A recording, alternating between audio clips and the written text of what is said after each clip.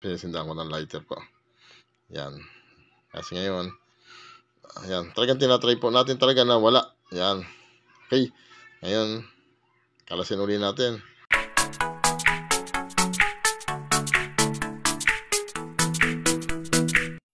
Hello, magandang araw po mga katangke. Ako si Jose Silvestre. At na naman tayo, meron na naman tayong gagawin na ito. I-share ko lang dito sa super kalan uli na barado na pinagawa ng ating customer na si Ate Babes. Yan. Inilapag ko na muna para makita nyo talagang barado yung super kalan na yan. Yan. Para may ebidensya, wala talaga yan. Bubuksan ko na po at sisindihan natin lighter. Para mapakita ko lang sa inyo talagang barado, di ba? Na legit talaga yung ginagawa natin, barado talaga yung wala talaga yung pinisindahan ko ng lighter ko. Yan. Kasi ngayon, ayan, talagang tinatry po natin talaga na wala. Yan. Okay. Ngayon, kalasin uli natin. Yan.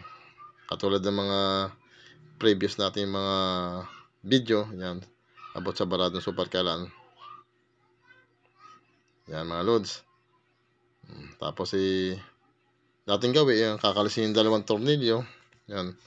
Tapos pag alam niyo naman pag barado, ang gagawin po natin, susundutin po natin ng yung sa akin po kasi ang panunod ko dito yung sa aluminum, yung windows, yung ano siya, yung alloy, tapos iunat ko lang yun. Yung iba naman kwerdas ng gitara, kung may kwerdas kayo ng gitara, pwede naman sundutin ng kwerdas din ng gitara. Wala kwerdas ng gitara eh. Kaya yung ginagamit ko na lang yung sa aluminum. Ayan. Ay mga katangke yan. Yan.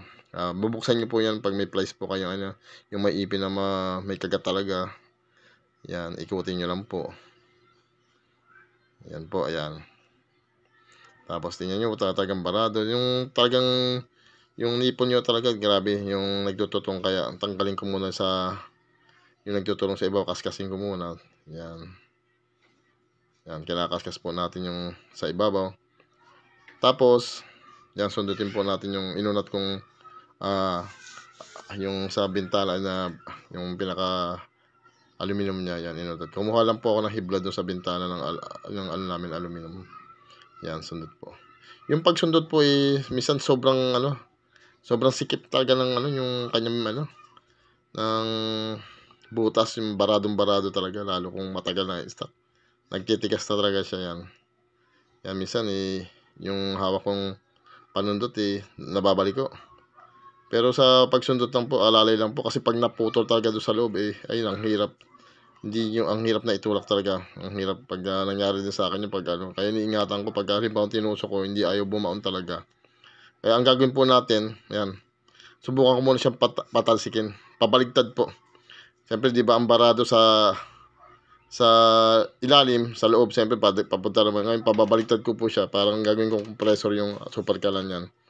Yun po, ayan. Nakakita na po ako ng butas, kaso hindi pa siya ganun. Para lumambot lang po na makatulong doon sa pagsundot, para kasi mabawasan yung yung may konti pa kasing kitang-kita aninag, pero hindi pa ganap talagang butas na butas talaga. Kaya susundit po natin yung talagang parang lang yun, parang ang ginawa ko lang doon, parang sinundot ko lang siya ng bahagya para pinahangin lang bahagya para matulak niya ng konti. Pero hindi pa talaga, iba talaga yung sundutin talaga. Oh. Yan, medyo mahirap lang yung pagsundot. Yan, talagang tiyaga lang talaga. Kaya kung malabo mata mo, hirap talaga. Pasundot mo na lang sa apo mo o kaya sa anak mo. Tayo naman, malinaw-linaw pa lang yung mata natin. Yan. Kaya, yan, inuunat ko. Minsan bumabalik ko. Yan, mga lods. Sa mga hindi pa pag-subscribe habang susundot tayo, subscribe nyo naman ako sa YouTube channel ko. Pakitulungan naman po sa mga content natin. Panoorin nyo po. Para yung i-share nyo na rin po para marami naman tayong matulungan. Makaalam ng ganitong klaseng video about sa mga, di ba, yung mga natin video, yung mga tungkol sa mga safety, di ba? Yung pag-aayos ng konting bagay na lang dito sa bahay, hindi na natin kailangan pong ipaayos dahil tayo mismo marunong tayo mag-ayos. Ayan po, ayan. Nakita nyo po, sinusundot natin. Ayan. Nahirapan pa tayo ipasok mga katangke. Ayan. Yan, makukuha rin natin yan mga katangke. Yan. Papasok at papasok din. Yun. Nadali natin. Pumasok na. Nakita nyo, bumaon ng konti. Tapos, yan. Konting ingat lang. Ayaw ko kasi maputol. Yan. Nakita nyo, bilang ko pa mga katangke. Yan. Yun na. Ibig sabihin, satisfied na talaga na pasok na talaga yan. Ibig sabihin, dire-diretso na yan ang ano niyan, ang buga niya ng apoy. Okay, ang gagawin natin, yan. Ayan, sinilip ko, double check ulit talaga. Talagang, ano na, wala nang baraho. Yan, pinasok na natin at yung mga loads, sinipitan ko na po. Ayan, mga loads. Salamat po sa mga ano sa akin, nag-subscribe po sa mga masusi natin taga-sunod. Yan, mga loading natin dyan, mga katangke. Yan, salamat po sa mga tumulong sa akin, sa mga content ko na nanonood. Tapos sa mga hindi pa subscribe po, pakisubscribe naman po ako. Wala namang pong bayad yan. Tulungan nyo na rin po ako para mas lumaki po yung ating rate natin at makatulong po tayo. Yan, ito mga lods, ayan, sinusundot ko po yung butas. Gagawa rin naman tayo. Sundutin na po natin butas kasi pagka naghalimbawa maraming dumi yan, mag-uuling yan bots. At mahirapan din lumabas yung gas. Yan, para maganda po yung apoy. Yan. Kasi na-stack na to ng ating Ate Babes. Yung may-ari nito. Yan, linis na rin. Yan. Kaya pag mga walang ginagawa rin mga katangke at linis-linis na rin po pag ano tayo. Yung sabihin ni galaw-galaw, di ba? Sa mga ano natin, gamit natin. Yan. Tapos sundutin yung mga loads, yung mga butas na yun, yung dalawa na importante rin yan, yung tinatagos ko na yan. Yan yung pasingawan ng mga timplahan ng hangin para maging red o blue. Yan, isa rin pagbarado yan, magpupula talaga yan. Kaya may pasingawan. Parang wala rin pinagkaiba sa double stop yan. May mga pasingawan siya, timplahan sila yan. Kaya atin sinusundutin yan yan. Tapos yung gilid na dinadaan sa gilid, yan doon nadaan yung butas doon hanggang sa stop pag pinatong natin yung bilog na yun, by nakabar na may butas-butas. Yan. Yan.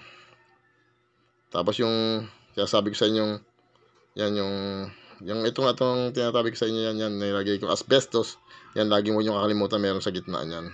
Importante asbestos para hindi po mag-leak doon, sumingaw. Tsaka doon sa absorb ng init po ng tangke, tsaka yan. Pinaka ano niya yan. Pang ano niya, ibig sabihin pang suporta niya yan. Sa tagas tsaka sa init. Ayan, konting ano lang, alog-alog lang po. Yan, napapasayaw tayo. Para hindi kayo mainip. Sasayaw-sayaw lang po para mas mag-condition po doon sa may ano sa pag-aayos natin. Yan. Okay. Yan, malapit na tayo matapos. Okay na po. Balik ulit doon sa tornilyo mga katangke. Ayan. Pit-pit lang po. Apo. Yan. Yan, malapit na tayo katotohanan. Bago po natin itakip, linisin rin po natin gilid, baka barado yan. Tingnan, may mga butas dyan. Yan, dire-diretso. Yan, kaskas dito. Yan, kiss-kiss. Yan pa mga lods. Yan. Ang kinakaskas po natin gilid dahil kailangan po talagang ano rin yan, may butas din po. Ayan, may maganda po yung wala po siyang bara-bara. Yan. Okay na lods, eto na. Andito na tayo sa final. Yan. Yung sinasabi ko kay Kim, napakita ko kasi may gitla yan, may kanal po yan para mas madali siya pasok. Tingnan niyo po yung pinaka-kanal pa para may kontil yan. Doon yung pasok tuloy-tuloy para mas madali po ipasok. Hindi po yan bilog, may kontil po yan para sumakto doon. Ayun na, isasaksak na po natin yan. Ayan yung final natin. Yan. Okay, lods. Mamaya matutuwa na may-ari na ito, lods, si Ate Babes. Dahil kahapon pa lang dito yung pinapayos. Ng problema sa super car niya. Yan. Try ko po sa ilalim sindihan. Yan. May butas doon. Ayos sumindi. Dito na sa ibaba para shortcut. Yun. Yan mga lods. Okay na. Hanggang sa yan. Yan. Magpapalo na ako mga lods. Ako yung katangke. Sana subscribe niyo ulit ako at supportan sa channel ko. Luzon, Visayas, Mindanao, sa buong Pilipinas po. At sa buong bansa. Okay po. Hanggang dito na lang. Thank you.